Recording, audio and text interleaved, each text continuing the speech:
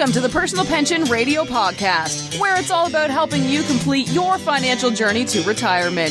Discover time-tested strategies and get unconventional insights into wealth building and retirement that actually work. Break away from the herd and go for the retirement you dream of. And now, here's your host, the income engineer, Craig Strom. All right, back on Personal Pension Radio. Thank you so much for joining me. Episode 157, 157 episodes.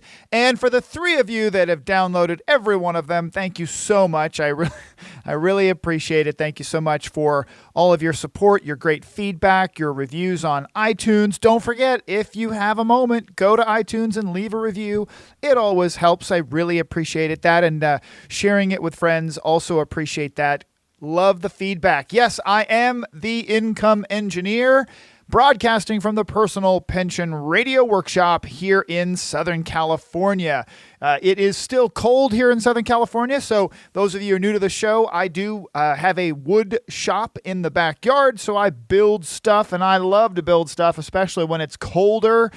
Because I am originally from Maine, so it's kind of in my DNA that's the kind of cool stuff you do, like the new Yankee Workshop, show. Get in there and build stuff. So love it. The latest project was a skateboard grind box. A skateboard grind box. Now, that sounds a little sketchy when you think about it like a grind box, but it's actually a skateboard box that the kids can jump up on their scooters and their skateboards and slide off the other side and hopefully not break their heads. So a friend of mine at my car show asked me if I could help him build that for his kid, and absolutely, that was fun. Never done anything like that before. So that was the weekend project. Back to work here on Personal Pension Radio. My mission is to bring the message of retirement income planning to as many people as possible. Wall Street teaches accumulation planning. Very little conversation in the financial world about retirement income planning. The economics of retirement income are 180 degrees different than retirement accumulation. I want to help you ask the questions to pull back the curtains on that mainstream Wall Street taught financial advice that is only going to get you halfway up the retirement mountain. Remembering this, that you've got to get back down the mountain to tell people about your story. The proverbial retirement mountain is a two-part journey. Up the mountain, accumulation, saving, investing. Down the mountain, distribution. That's the difference, folks. The Wall Street retirement message is primarily focused on accumulation. Very little discussion on distribution. So I want to jump right in today. Make sure that you know my disclosure is always there. Somebody asked me about it recently. Oh, man, that darn disclosures. I've got to put it in there to make sure that I am checking off all the boxes because unlike financial entertainers like my friend Dave, I'm actually a certified financial planner professional. I'm actually licensed with letters and numbers and all those good things after my name. I'm a qualified financial planner. That means I have regulatory oversight. So I've got to make sure that you hear this, that I don't want you to act on advice that you hear on this show, and especially, please don't act on advice that you hear or points of reference from financial entertainers. People who are not licensed, first of all, to give out any kind of financial advice. Please don't act on those kind of things because you really need to meet with a qualified financial planner. Talk about your specific situation before you make a move on anything. And if you'd like to meet with me, I work with folks all over this great country of ours. You can reach me by email, Craig with a K at craigstrom.com, craigstrom.com, or you can find me on LinkedIn. You can find me on Facebook. You can find me all over the place. Please look me up. Let's jump in. I do have a deal of the week. Deal of the week this week is a bit of a rant as well because I have had an iPhone 6, not an iPhone 6 Plus, and the only reason I have my iPhone 6 instead of my 5S that I had prior is that I went to shop my cell phone carriers, and back 4 years ago or more, when the cell phone companies were competing with each other once again, I was able to cut our cell phone bill by $50 a month if I switched over to a new carrier. What that means is I had to switch over my phone as well. So I ended up getting an iPhone 6, and I still have my iPhone 5S from the previous carrier, and I use that at my car show and for camera and video and such. But the idea here is that I've had this iPhone 6 for over 4 years. I don't know, 3 or 4 plus years, which means that my iPhone is ancient. It's ancient history. This thing is old. And at the time, I asked, when I purchased this phone, and when I actually purchased the new plan, I asked for the oldest, least expensive version of the phone. There's no reason that I can ever see to buy the latest, greatest iPhone or any kind of phone technology, because as much of a power user as I am, I'm not going to use this thing to the point at which it makes sense economically, justifying the outlandish cost of these phones nowadays, right? So the fact that we spend so much on mobile phones is truly amazing to me. I mean, I'm not one of those old guys that says, back in my days, I used to climb uphill both ways to school and pick chicken eggs. Well, that was a true story my dad would tell, that he would get chicken eggs on the way to school. Before he got to school, he would work for the farmer. Then on the way back home, he would clean out the chicken coop. Yeah, okay, Dad, I get it. I'm not one of those guys who's always saying, in my day, this cost that and this cost this. But it does amaze me that we pay $50 minimum to $100 plus a month. I've heard people spending $200, $300, $400 a month on cell phone plans for mobile computers that we can play Candy Crush and Pokemon Go on. It is just amazing. And the majority of people that I meet who have these incredible pieces of technology in their hands, they never use even a remote fraction of the capabilities of these phones. So it just is amazing, right? So my phone had a small crack in the top right-hand side of the screen forever. It's been there. I don't know how long it's been there. Well, finally, this last weekend, I actually dropped my phone. I rarely drop it, but I dropped my phone, and it was a short drop right off a bedside table. And sure enough, it cracked the screen all the way top to bottom. It just messed it up. So I use my phone more than many, I would say. In many, I really am a power user of my phone, and the efficiencies and, all that I'm able to do with it, it really is a very important tool. Now, that said, I want to get this thing repaired. I don't want to sit there and use this thing with a broken screen. I actually do use it. So I went to the source of all knowledge, the internet, and I pulled up a quick Yelp search, and I searched for iPhone repair in my little hometown of Norco, California. And sure enough, just less than a mile from my house, there was a little shop in the parking lot of a Stater Brothers that I've seen before, and I've actually looked at it and said, wow, that is an interesting little place to have a shop.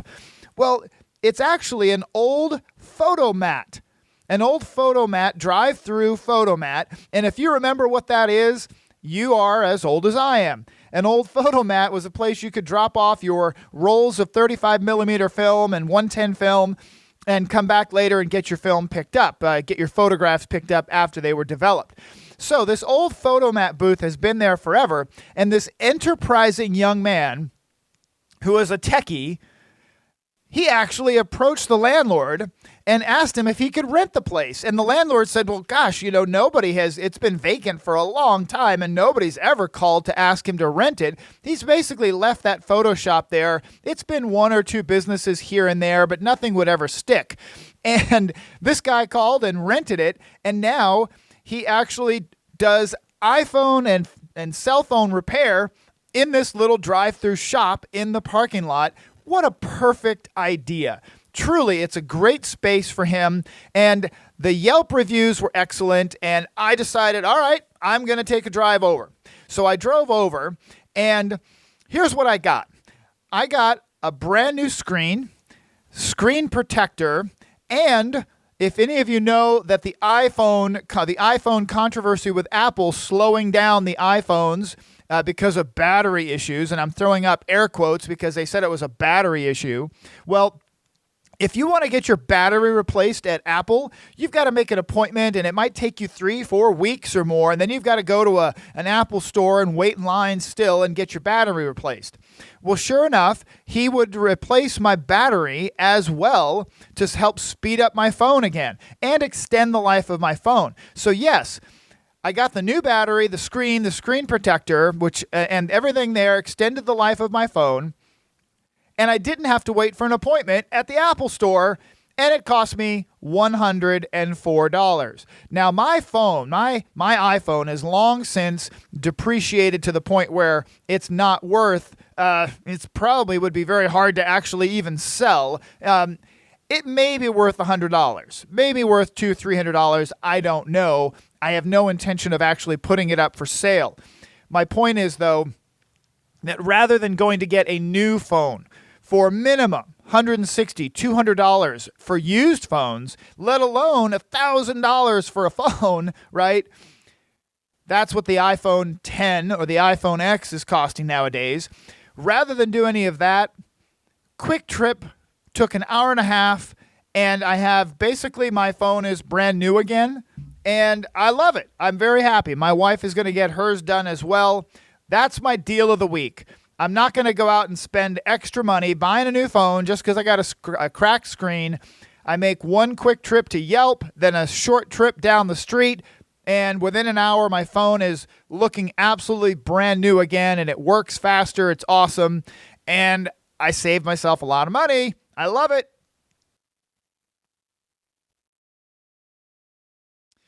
All right, let's jump into segment 1, Watch Your Step. Last week, I had talked about the overall rate of return. The overall rate of return on an investment or a collection of things or a collection of investments is just that. When you consider, for example, investing in something that offers you a tax offset on your income taxes, you have to consider the overall rate of return of what you do with the tax savings to really calculate the true rate of return that has happened because of that primary investment. If that investment opens the door to tax savings, you really need to find out how much did you save in income taxes this year, and then what did you do with that tax savings so that you can get a true rate of return. More detail on that in the previous episode. Now, today, I want to talk about lifestyle inflation. Okay, so watch your step with this. Lifestyle inflation, and I'm going to continue my cell phone rant a bit, but here's what I'm talking about. Parkinson's Law. Parkinson's Law is famous, right, for comparing it to time. It really applies to most everything. Economists like to look at Parkinson's Law with, the general idea that if you have a job and you give somebody a little extra time to do the job, well, that job will fill into that time available, right? It'll fill into that time available. If you shrink the amount of time that the job will get done, or that the job should get done, so magically the job might get done in that time. But it's famous for this as it relates to time, but it really applies to most everything. Income, employee personnel, time, etc. Economists like to call the effect the income and expense or lifestyle inflation, right? It applies to all of us in one way or another. So to give you an example, that lifestyle inflation is, hey, I just got a raise, it's $500 a month, and, I really think we should probably have the NFL package on our DirecTV, and that's only $90 a month, so we get the DirecTV package. Well, you see what happened there is you got a raise, and then you took some of that money and you inflated your cost of living immediately by just going to buy something more expensive, okay? So like I said, my cell phone rant continues. So I was recently at the car wash getting my truck done. Yes, I pay for car washes for my truck, not for my dealership cars, not for my, sports cars. I don't even pay for a car wash most of the time for my wife's little Honda because it's little. I pay for a car wash on my truck because for $20, for $20, I get a wash and a quick vacuum, and I'm able to use my time far more efficiently by working on my iPhone at the car wash while they wash my truck for $20. It is a far better use of my time because if I do my big truck by myself, it'll take more than an hour. It's not going to be quick and efficient, and I won't generally be able to check my emails, make phone calls, communicate, manage my social media, all this good stuff that I can do on that powerful productivity tool, the iPhone, right? I won't be able to do that if I'm the one washing the truck. So while I'm at the car wash, though, I did take a moment to sit down, and I actually was doing my social media work. I actually try and be active in my social media work. I've got so many different channels that I have to pay attention to. But I overheard a young lady, probably in her 20s, talking on her cell phone with her cell phone company. She was using her iPhone X, her big brand new looking iPhone. But here's the thing. She was complaining very loudly about her bill. She was obviously on the phone with customer service complaining about her bill. And here's the part that just shocked me, right? Shocked me. Number one, the idea that she was talking about financing. Of course, how do you afford a $1,000 iPhone? Most people don't pay cash for that. I assume it's built into your cell phone plan and that you're financing the cost of an iPhone. Can you believe that? Think about it. You're financing the cost of an iPhone, this tiny little iPhone that costs twice as much as a 50-inch TV. A 50-inch TV costs less than an iPhone, right? Okay, so she's complaining about her billing, but this is the part that got me, about her financed accessory purchases. She financed accessories to go with her $1,000 phone. That just blew me away. I had not thought about it. It had not occurred to me that in addition to overpaying for an underutilized piece of tech, that people would also finance accessories for a cell phone. That's incredible. It just blew me away. Now, here's the other part. In order to finance accessories from AT&T or Verizon or Sprint or T-Mobile, in order to finance those accessories, you have to purchase those accessories from T-Mobile or the dealer. You have to finance them from Verizon, from AT&T, right? And those stores pay or charge full-blown retail. That means not only is she overpaying with finance charges, she overpaid for the purchase in general because she paid retail at the store. And they charge maximum retail when you buy accessories from a cell phone company. That's why I have never in my life, nor would I ever, buy a cell phone charging case or a cell phone wallet or cell phone charging cable or any accessory from an iPhone store, a Verizon store, a Sprint store, any place like that, because they set the minimum retail price. Okay? It's called the MAP price. The minimum acceptable price on a piece of merchandise is set by the distribution primary, like Verizon or Sprint or something like that, especially if it's branded, right? But it hadn't occurred to me that somebody would finance accessories, and here she was complaining very loudly at how they have charged her for interest on her loan for her iPhone and her iPhone accessories and how they've been billing her, and it just wasn't fair. But it just blew me away. So here's a simple rule just to consider. If you share this with the young people in your life, maybe even you're going to be in the same boat yourself as you're listening to it, right? This could be a big, huge help in the long run. And I have to say, my daughter has surprised me. My 20-year-old has surprised me several times by actually remembering that I shared this with her. And she doesn't always give me credit for it, but I've tried to drill this into her head over her young life. And now as she's out there making financial decisions on her own, I can actually see her do this and apply this in her life. Okay? So here's the rule, a financial rule to live by. If that thing that you must have, that you want to have, if that thing that you have that you're going to buy and you're considering financing it, if it will depreciate to zero or almost nothing before you pay it off, you can't afford that thing and you shouldn't buy it for cash or credit. That's the rule. If that thing you're going to finance is going to be worth nothing before you pay it off, don't finance it. And so that's the point. On accessories for a phone, absolutely not. Never finance things like that because it's going to be worthless the day you buy it. Nobody's going to pay you any more than half of what you bought it the day after you try and sell it, let alone 6 months, a year later when you pay it off. Right? You can't afford it. If that thing is going to depreciate to zero before you could pay it off, you shouldn't buy it cash or credit, right? Now, that's Parkinson's law. You could also turn the tables and become kind of your own personal financial champion and search for that $50 in a monthly budget. Search for $100. Search for ways to cut back and then apply that $50 or $100 towards your savings, towards improving your lifestyle, right? Find that money, hang on to it, and save it.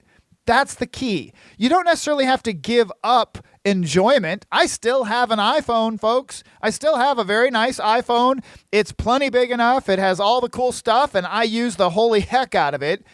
But I didn't pay $1,000 for it. It's long since paid for itself, and I use it. Okay? So keep that in mind. Now, listener questions and some more ranting on my part, okay? But this one is more of a client story to share with you, not so much of a rant, okay? Last week, the idea of buying a Tesla, good or a bad idea?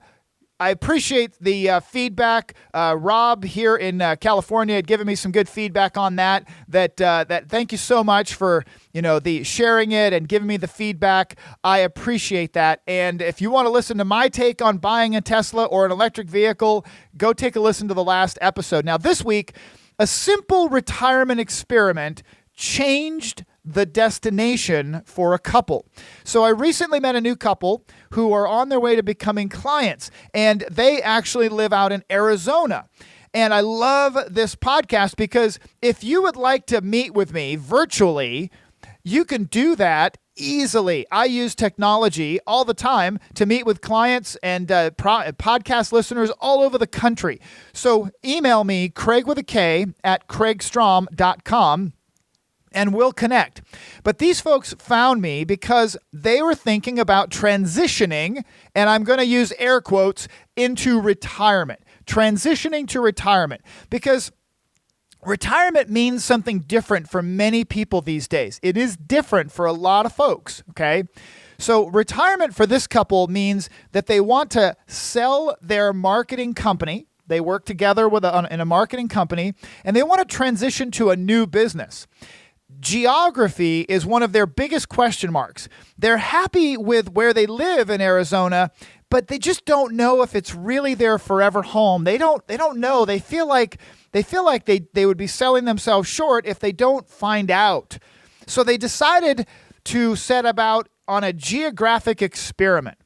They said to themselves, let's move to a new location for 2 or 3 months and see how we like it.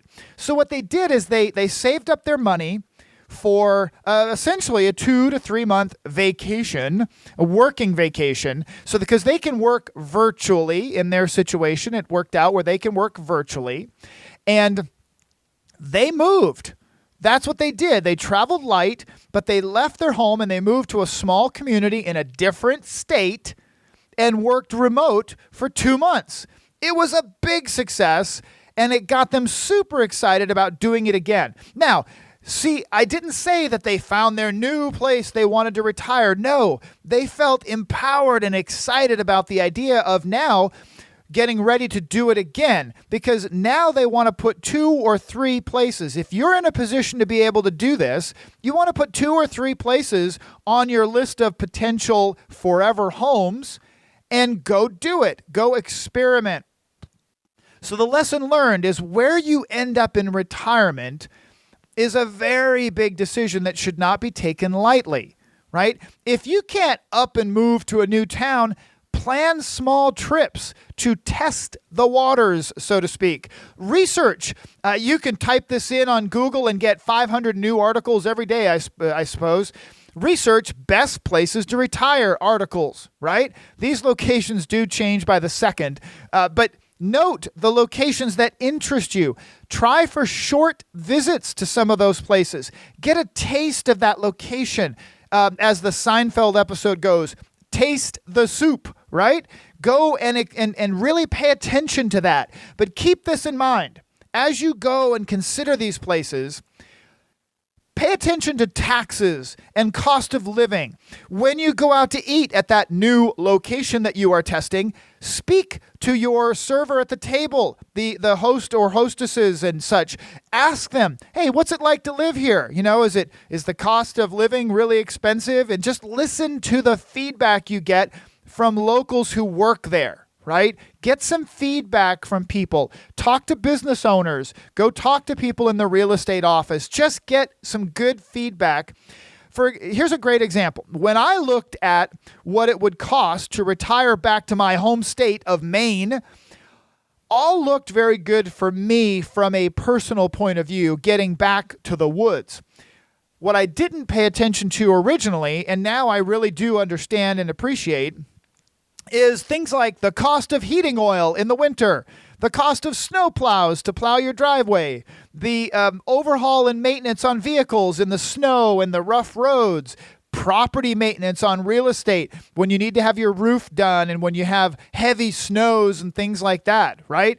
You have to factor in that, yeah, it might cost less to buy a house in Maine, but man, I don't have any of those expenses here in California. I don't have to buy heating oil and worry about what the price of oil is going at, right? So keep that in mind. Pay attention, keep your eyes wide open when you're there, but consider taking a geographic tour of places that you might want to retire. And now, here's 5 additional things just to think about when pondering retirement, and we'll finish with this today. First, why do you want to retire? And if you changed things today with how you work or where you work, would your why change, right? Would that change why you want to retire? Would you now I guess I don't want to retire? You have to really seriously evaluate, why do you want to retire? Why is it that you want to retire? Because the next questions really connect to that. Who will you spend time with, right? If you retire, if you're single, if you're a widower or widow, who will you retire with, right? Where are you going to be that you're not alone all the time? Maybe you want to be alone, but some people who say they want to be alone, 2 or 3 years into being alone, they don't want to be alone anymore. What will you do all day? Don't just say, I'm going to sit around or I'm going to go play golf, because after the 17th round of golf, you might not want to play golf anymore. You really seriously have to think all day long, every day, 7 days a week, what are you going to do with yourself? When can you get to that place, right? When would you actually get to that place where you want to do that thing and spend time with those people, right? And then where will you be happy? Where will you be happy is a big question we just talked about in the geography section. So a little out of order, but why, who, what, when, where? Why do you want to retire? Who do you want to spend time with? What do you want to do all day? When do you want to get to that place? And where is that place? Some things to think about. If you want to get in touch with me, Craig at craigstrom.com. Keep the questions, comments, and feedback coming. I truly appreciate it. Talk to you again real soon. Thank you for listening to the Personal Pension Radio Podcast. If you missed anything during the show, that's okay. We took the notes for you. Check the show notes for links, offers, and a full transcript. And don't forget to head over to personalpensionradio.com and download your free retirement income report. While you are there, we would appreciate some iTunes love. Please leave us a fantastic rating on iTunes by going to personalpensionradio.com/iTunes. Thanks again for listening. Now for the disclosure. Information presented is for educational purposes only and is not intended for solicitation, sale or purchase of any security or financial product. Be sure to first consult with a qualified financial advisor and your tax professional before implementing any strategy discussed here. The term personal pension refers to a marketing name designed to educate future retirees and retirees about the economic principles behind creating their own pension-like income. The term personal pension is not intended to be confused with a defined benefit pension plan offered by an employer or by a government entity.